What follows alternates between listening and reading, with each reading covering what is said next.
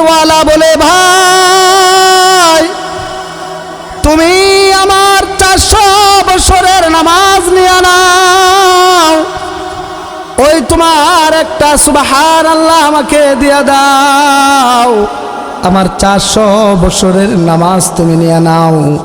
প্রতীক বলে, কেন রে ভাই, তোর 400 বছরের নামাজ আমার দিনটি, আমার একটা সুবহানাল্লাহ কেন নিবি?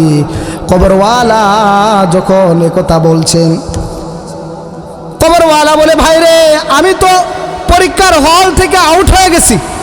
পরীক্ষার হল চিনেননি?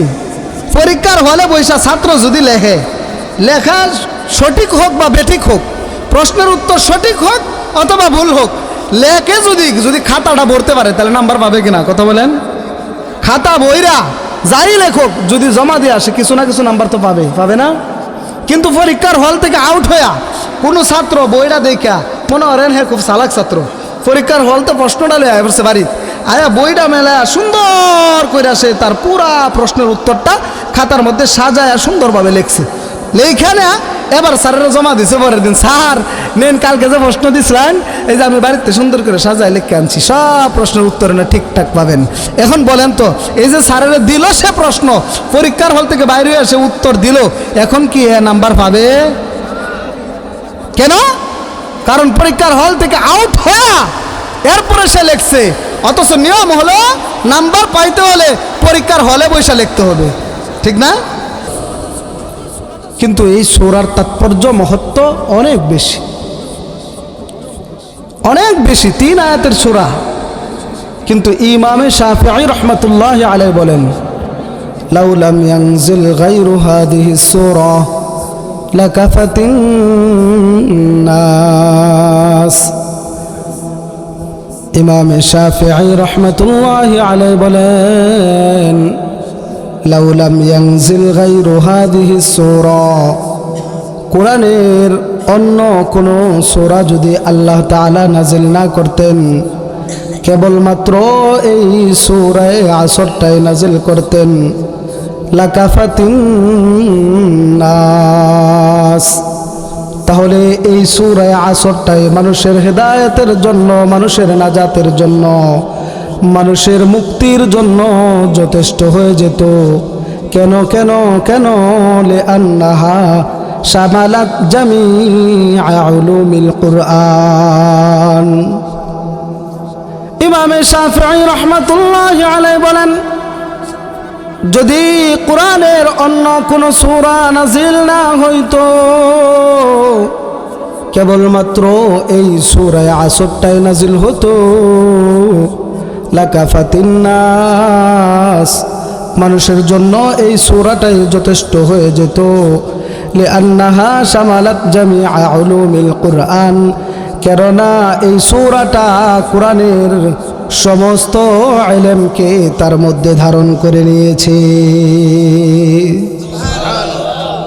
কোরআনের অন্য কোন সূরা যদি নাজিল না হইতো, কেবলমাত্র এই সূরা আসর নাজিল হইতো, ইমাম শাফিঈ বলেন এটাই বান্দার জন্য যথেষ্ট হয়ে যেত। তার কারণ এটা এমন এক সূরা যেই সূরা কোরআনের সমস্ত ইলমকে তার মধ্যে ধারণ করে নিয়েছে। এই সূরার শুরুতে আল্লাহ তাআলা কসম খাইছেন। আল্লাহ তাআলা বলেন, ওয়াল আসর, আসরের কসম। আল্লাহ তাআলা এই সূরার শুরুতে কসম খাইছেন। আল্লাহ তাআলা যখন কোনো বস্তুর কসম খান, আল্লাহ তাআলার কসম খাওয়ার উদ্দেশ্য একটা, আর বান্দা যখন কোনো বস্তুর কসম খান, বান্দার কসম খাওয়ার উদ্দেশ্য হয় আরেকটা। আল্লাহ তাআলা কোনো কথা কসম খা বলতে হয় না, কারণ আল্লাহ তাআলা কোরআনে যা বলছেন কসম কাটলেও সত্য, কসম না কাটলেও সত্য। কথা বলেন ঠিক কিনা? আল্লাহ যা বলছেন আপনার আমার বিবেকের সাথে, আপনার আমার রাডারের সাথে মিললেও সত্য, না মিললেও সত্য। আল্লাহ তাআলার কসম কাটতে হয় না, আল্লাহর কথার মধ্যে বিন্দু মাত্র কোনো সন্দেহ সংশয় নাই। কিন্তু বান্দা যখন কসম কাটে, বান্দার কসম কাটার দ্বারা উদ্দেশ্য হয় বান্দা কসম খাইটা সে যে কথাটা বলে এই কথাটাকে আরেকজনের কাছে বিশ্বাসযোগ্য করাতে চাই। এ কারণে বান্দা কসম কাটে। অনেকে অনেক সময় মাতার কসম কাটে, কথা বলেন ঠিক কিনা? আমরা এনে কসম অনেকে কাটে, মাথাটা সয়ে গেলাম, বুকটা সয়ে গেলাম, কোরআন শরীফটা ধরে গেলাম, আমার মার কসম, আমার বাবার কসম। অনেক যুবক আমার প্রেমের কসম কয় কিনা? আরে বলেন না, কসম যদি কাটতেই হয় বান্দার জন্য, আল্লাহর নাম ব্যতীত, একটা মাসালা বলে নেই, আল্লাহর নাম ব্যতীত বান্দার জন্য অন্য কোন নামে, বাবার কসম, মায়ের কসম, কোরআনের কসম, বাজারের কসম, মসজিদের কসম, মাদ্রাসার কসম, অমুক অলির কসম, পীর সাহেবের কসম, এভাবে অন্য কোনো মাখলুকাত, অন্য কোনো চিজ ও আসবাবের নামে বান্দার জন্য কসম খাটা জায়েজ নাই। যদি কসম খাইতেই হয় একমাত্র বান্দার জন্য আল্লাহর নামে কসম খাওয়া জায়েজ আছে, এছাড়া অন্য কোনো নামে কসম কাটা জায়েজ নেই। তো বান্দা কসম কাটে তার কথাটাকে, তার বক্তব্যটাকে বিশ্বাসযোগ্য করার জন্য। কিন্তু আপনার আমার রব যিনি, তিনি কি? আল্লাহ তাআলা কসম কাটে তিনার বক্তব্যকে বিশ্বাসযোগ্য করার জন্য না। আল্লাহ তাআলা কোরআনের বিভিন্ন জায়গায় বিভিন্ন বস্তুর নাম নিয়ে কসম খাইছেন। আল্লাহ তাআলা যত জায়গায় যত বস্তুর নাম নিয়ে কসম খাইছেন, আল্লাহ তাআলা কসম খায়া বুঝান, বান্দারে আমি যে বস্তুটার কসম খাইলাম এই বস্তুটা সাধারণ কোনো বস্তু না, এটা স্বাভাবিক কোনো বিষয় না, এটা অত্যন্ত দামি একটা বিষয়। তো আল্লাহ তাআলা এই সূরার শুরুতে কসম খাইছেন। আল্লাহ তাআলা কসম খায়া বলেন ওয়াল আসর, আসরের কসম, আসরের কসম খাইছেন আল্লাহ তাআলা। আসর কি, আসর কি? মুফাসসিরিনে কেরাম লেখেন আসরের একাধিক অর্থ লেখেন, তার মধ্যে প্রাধান্যতম দুইটা অর্থ আপনাদেরকে বলবো। আল্লাহ তাআলা আসরের কসম খাইছেন মানে আল্লাহ তাআলা আসরের নামাজের সময়ের কসম খাইছেন। মুফাসসিরিনে কেরাম আসর দ্বারা একটা উদ্দেশ্য নিয়েছেন, আসরের সময়ের কসম। আল্লাহ তাআলা এখানে আসরের সময়ের কসম খাইছেন। আসরের সময়ের কসম খায়া বান্দাকে বুঝান, বান্দারে আসরের সময়টা অনেক দামি। নামাজ 5 ওয়াক্ত, 5 ওয়াক্ত নামাজের মধ্যে 5 ওয়াক্ত নামাজের 5টা সময় রয়েছে, 5টা ওয়াক্ত রয়েছে। এর মধ্যে সবচেয়ে কম সময় হলো আসরের সময়, সবচেয়ে অল্প সময় হলো আসরের সময়। কিন্তু অল্প যদিও, সময়টা যদিও অল্প, মুফাসসিরিনে কেরাম লেখেন আল্লাহ তাআলা কসম কাইটা বুঝাইছেন, বান্দারে অন্যান্য নামাজের ওয়াক্ত বেশি, আসরের নামাজের ওয়াক্তটা কম, সময়টা কম, কিন্তু সময়টা অনেক দামি। নবীজি সাল্লাল্লাহু আলাইহি ওয়াসাল্লাম বলেন ইন্নামা বাকাউকুম ফীমা সালাফা ক্বাবলাকুম মিনাল উমাম কাওয়াক্তি সালাতিল আসর ইলা গুরুবিশ শামস। নবীজি সাল্লাল্লাহু আলাইহি ওয়াসাল্লাম বলেন, ও আমার উম্মতেরা রে, তোমাদের হায়াতটা অন্য অন্য নবীজির উম্মতদের হায়াতের তুলনায় তোমাদের হায়াতটা বড় অল্প।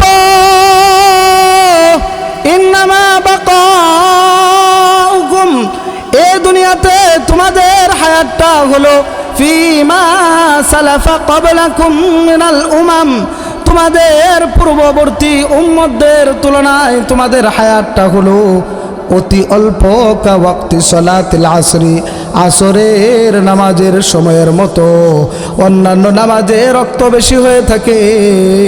নবীজি বলেন, আমার আগের যত উম্মত, আমার আগের যত নবী ছিল, নবীদের উম্মতদের হায়াত অনেক লম্বা ছিল। কেউ 500 বছর, কেউ 100, 1000 বছর, কেউ বা 1500 বছর হায়াত পাইত। ও আমার উম্মতেরা রে, তোমাদের হায়াত তাদের তুলনায় বড় অল্প, মাত্র 60 থেকে 70 বছরের হায়াত তোমাদের। কিন্তু অন্যান্য নবীদের উম্মতদের হায়াত যদিও বেশি, তোমাদের হায়াত তাদের তুলনায় কম। অন্যান্য নামাজের ওয়াক্ত যেরকমভাবে বেশি, আসরের নামাজের ওয়াক্তটা কম। তোমাদের হায়াতটাও হলো ওই আসরের নামাজের মতো। তোমাদের হায়াতটা বড় অল্প, কিন্তু তোমাদের হায়াতটা বড় দামি, বড় দামি। এ কারণে আল্লাহ তাআলা আসরের সময়ের কসম খাইছেন। এটা হলো একটা ব্যাখ্যা। আসরের নামাজের সময়টা অনেক দামি, এ কারণে আল্লাহ তাআলা আসরের নামাজের সময়ের কসম খাইছেন। এটা হলো একটা ব্যাখ্যা। আসর দ্বারা আল্লাহ তাআলা কসম খায়া কি বুঝাইছেন? একটা ব্যাখ্যা হলো আল্লাহ তাআলা আসরের নামাজের সময়ের কসম খাইছেন, এটা হলো একটা ব্যাখ্যা। আরেকটা ব্যাখ্যা হলো আল্লাহ তাআলা আসরের কসম খাইছেন মানে আসর শব্দের শাব্দিক অর্থ হলো সময়, আসর শব্দের শাব্দিক অর্থ হলো যুগ, আসর শব্দের শাব্দিক অর্থ হলো হায়াত। আল্লাহ তাআলা আসরের কসম খাইছেন মানে আল্লাহ তাআলা আপনার আমার হায়াতের কসম খাইছেন। হায়াতের কিসের?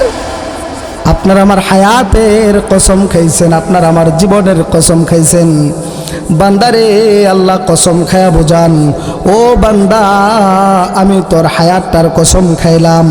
তোর হায়াতটা অনেক দামি, অনেক দামি একটা হায়াত। হায়াত কত দামি, হায়াত কত দামি আপনাদেরকে বোঝানোর জন্য একটা ছোট্ট ঘটনা বলি। গ্রামের পুরাতন কবরের পাশ দিয়া আল্লাহ তাআলার এক বান্দা পথিক পুরাতন কবরের পাশ দিয়া হাঁটতেছে, যাইতেছে। পুরাতন কবরের মধ্যে তাকায়া দেখে খাটকিটা ভেঙে নিচের দিকে পড়ে গেছে। পুরাতন কবরটা গর্ত হয়ে গেছে। পথিক কবরের মধ্যে তাকায়া দেখে আল্লাহর এক বান্দা পাগড়ি পরে, জুব্বা পাঞ্জাবি পরে, সাদা পোশাক পরিহিত কবরের মধ্যে দাঁড়ায়া দাঁড়ায়া আল্লাহর কুদরতি পায়ে সিজদা করে সুবহানাল্লাহ। পথিক দাঁড়ায়া দেখে কবরের মধ্যে এক লোক নামাজ পড়তেছে। আপনারা কবেন, হুজুর কবরও নামাজ পড়ে? কবরও তো মানুষ গেছে মরিয়া, এবার নামাজ পড়ে কিবা? প্রশ্ন জাগে কিনা? কথা বলেন। আপনাদের মতো ওই পথিক কবরওয়ালাকে বলে, ভাই রে তুমি কবরের মধ্যে ঢুকলা কেমনে? কবরওয়ালা বলে, মুর্দা যেমনে ঢুকে সেমনে। মুর্দা যেমনে ঢুকে আমিও তো অমনি ঢুকছি। তার মানে কি? তুমি কি মরা? কহ আমি তো মরা। এখন মরা মানুষ আবার নামাজ পড়ে, মরা মানুষ আবার কথা কয়? হাদিসে আছে, الأنبياء أحياء في قبورهم ويصلون। নবীরা কবরে জিন্দা এবং নবীরা কবরে নামাজ পড়ে। আল্লাহ তাআলার কিছু আশিকিন জাকিরিন বান্দা আছে যারা কবরে ইবাদত করে নামাজ পড়ে। পথিক জিজ্ঞাসা করে, ভাই রে তুমি কত বছর ধরে কবরে তুমি নামাজ পড়তেছো? কবরওয়ালা বলে, ভাই রে আমি 400 বছর ধরে কবরে নামাজ পড়তেছি। কত বছর? 400 বছর ধরে আমি এই কবরে নামাজ পড়তেছি। যখন কবরওয়ালা এই কথা বলছে, ও পথিক কবরের বাহির থেকে বলে, সুবহানাল্লাহ, সুবহানাল্লাহ।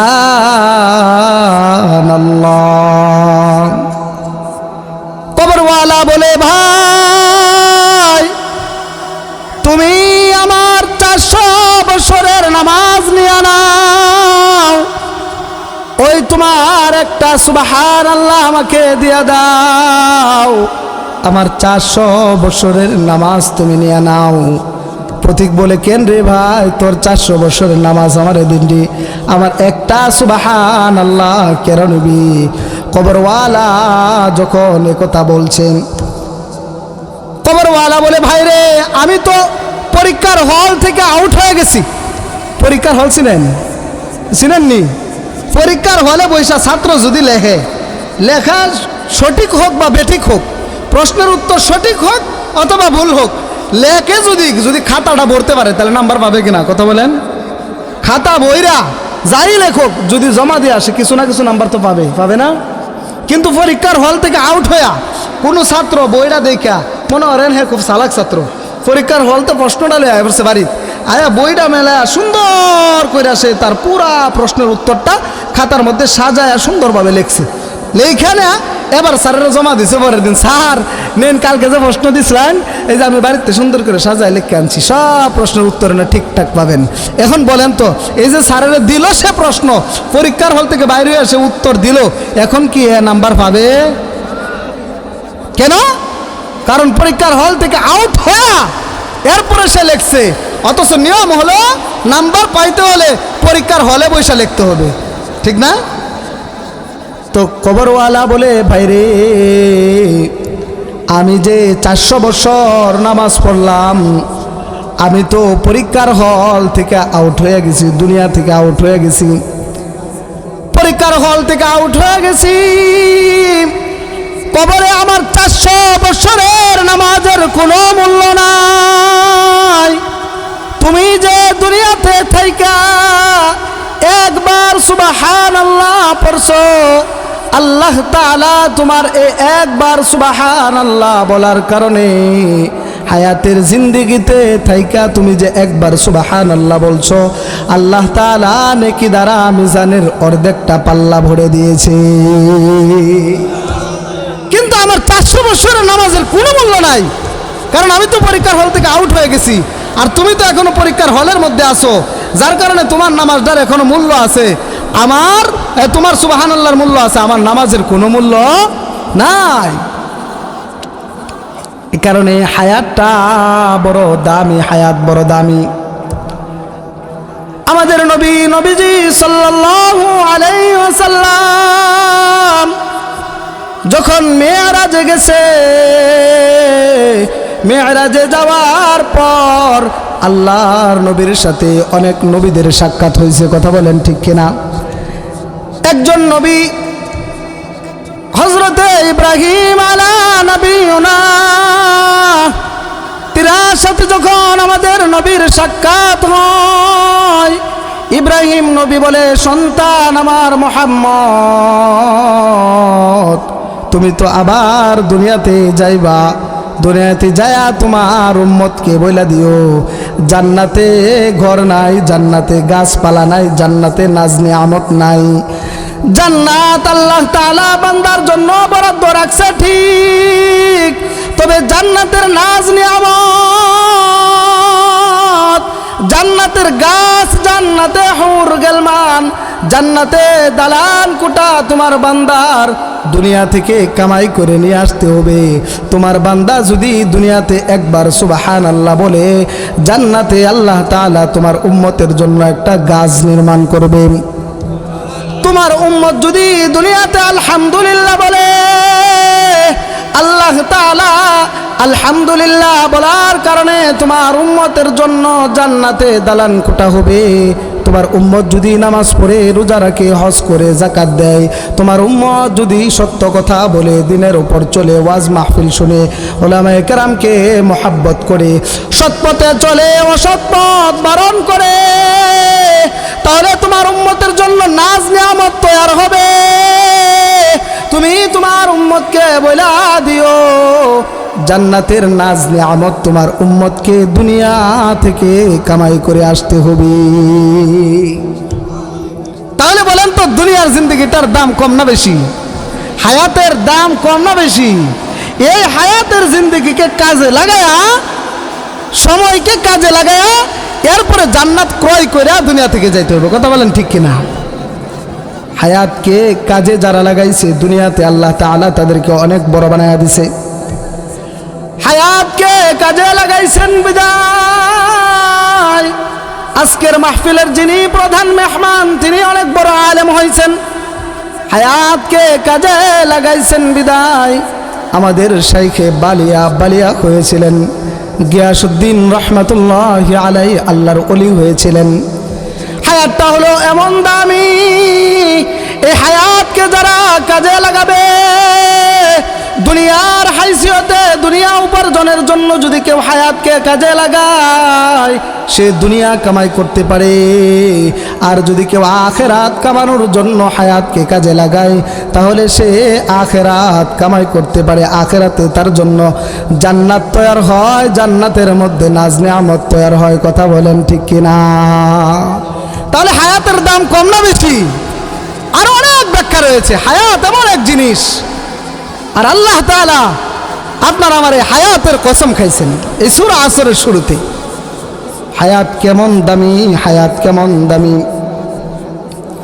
আল্লাহর নবীজি সাল্লাল্লাহু আলাইহি ওয়াসাল্লাম বলেন, আমার উম্মত রে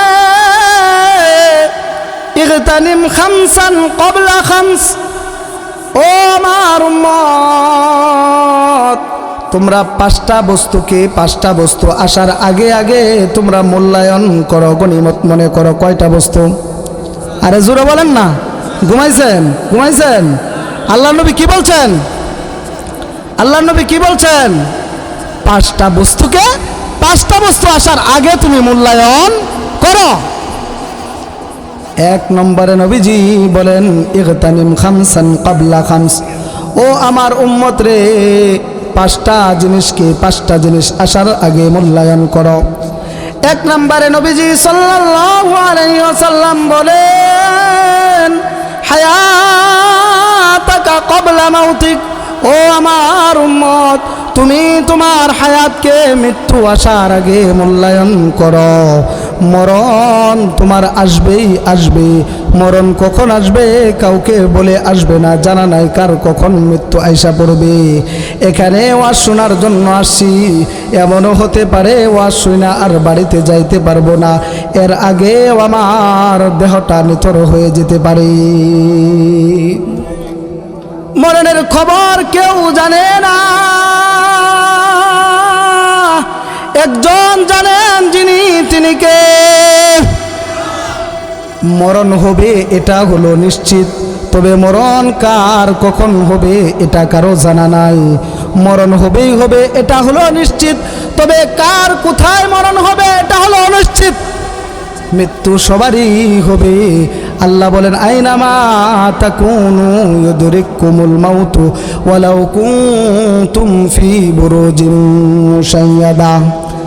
আল্লাহ বলে ও আমার বান্দারে তোমরা যেখানেই থাকো না কেন মৃত্যু তোমাদেরকে ধরবে। মরণ তোমাদেরকে পাকড়াও করবে। মরণ থেকে বাঁচার জন্য যদি সুদৃঢ় দুর্গের মধ্যেও প্রবেশ করো সেখানেও তোমাদের মরণ হবে। মরণ থেকে যতই পালাও মরণ তোমায় লইবে ঘিরি, যদিও সুদূর আকাশ পানে পালাও সে তাই লাগাই সিঁড়ি। মরণের ভয়ে যদি কোনো বান্দা সিঁড়ি লাগায় আসমানেও চলে যায় সেখানেও মরণ হবে। মরণের ভয়ে যদি কোনো বান্দা আব্রাহার লোহার সন্দুকের মধ্যে পড়ে সাগরের অতুল গহ্বরেও চলে যায়, যখন হায়াত শেষ হবে মালাকুল মউত সাগরের অতুল গহ্বরে যাবে, সেখান থেকেই জানটা বের করে নিয়ে আসবে। কথা বলেন ঠিক কিনা? মরণ নিশ্চিত এক বিষয়, তবে কার মরণ কখন হবে কেউ জানে না। এ কারণে নবীজি সাল্লাল্লাহু আলাইহি ওয়াসাল্লাম বলেন বান্দারে আমার উম্মত রে হায়াতাকা ক্বাবলা মাউতিক, যে কয়দিনই তুমি হায়াত পাও তোমার হায়াতটাকে মরণ আসার আগে তোমার হায়াতকে কাজে লাগাও।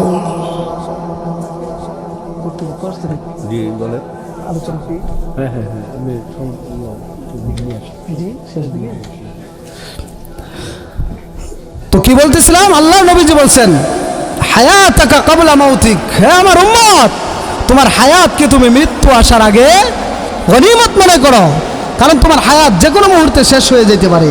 আর হায়াত যদি শেষ হয়ে যায়, তোমার হায়াতটাকে যদি গনিমত মনে না করো, তোমার হায়াতকে যদি কাজে না লাগাও, তাহলে মরণের পর আবাদুল আবাদ জিন্দগি, এই জিন্দগি সুখের হবে নাকি অসুখের হবে বলেন তো?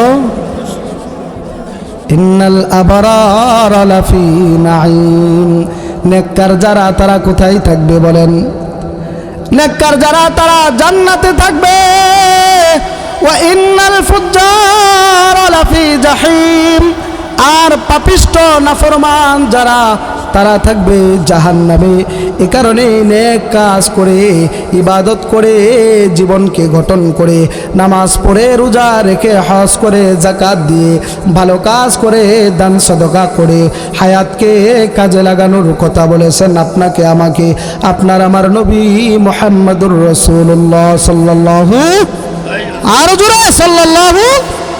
এই কারণে নবীজি বলছেন ইগতানিম খামসান ক্বাবলা খামস, ও আমার উম্মত রে, তোমরা হায়াতকে মূল্যায়ন করো, 5 বস্তুকে মূল্যায়ন করো 5 বস্তু আসার আগে।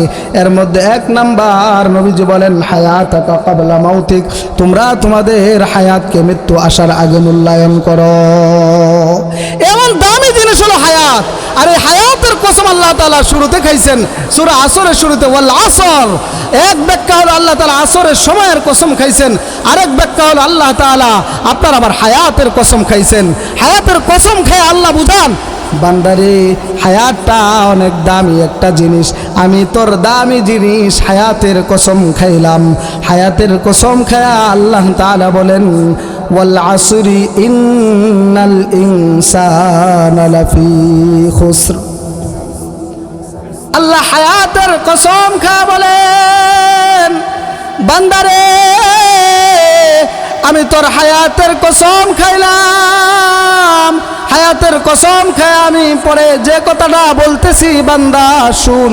আল্লাহ তাআলা তাকিদ দিয়া বলেন ইন্নাল ইনসানা লাফি খুসর। ইন্না একটা তাকিদ, উলামায়ে কেরাম বুঝবেন। এরপরে লাফি খাসরিনের মধ্যে লামটা হলো আরেক তাকিদ। আল্লাহ তাআলা কসমও খাচ্ছেন, কসম খাওয়ার পরে বলেন ও দুনিয়ার বান্দারে, তোরা যে যে হালতে আছো, যারা আলেম হইছো এবং যারা গায়রে আলেম, হাফেজ হও, আলেম হও, মুফতি হও, মাওলানা হও, তুমি বড় কিছু হও, শিল্পপতি হও, টাকাওয়ালা হও, গাড়িওয়ালা হও, বাড়িওয়ালা হও, ধনওয়ালা হও, জনওয়ালা হও, তোমার ক্ষমতা থাকুক বা না থাকুক, এই দুনিয়াতে যত মানুষ আছে আল্লাহ তাআলা বলেন ইন্নাল ইনসানা লাফি খুসর। দুনিয়াতে যত মানুষ আছে শুধুমাত্র শেষ নবীর উম্মতরাই না, আদম নবীর উম্মত, আদম সন্তান ইব্রাহিম নবীর উম্মত, ঈসা নবীর উম্মত, মূসা নবীর উম্মত, সমস্ত নবীদের উম্মত।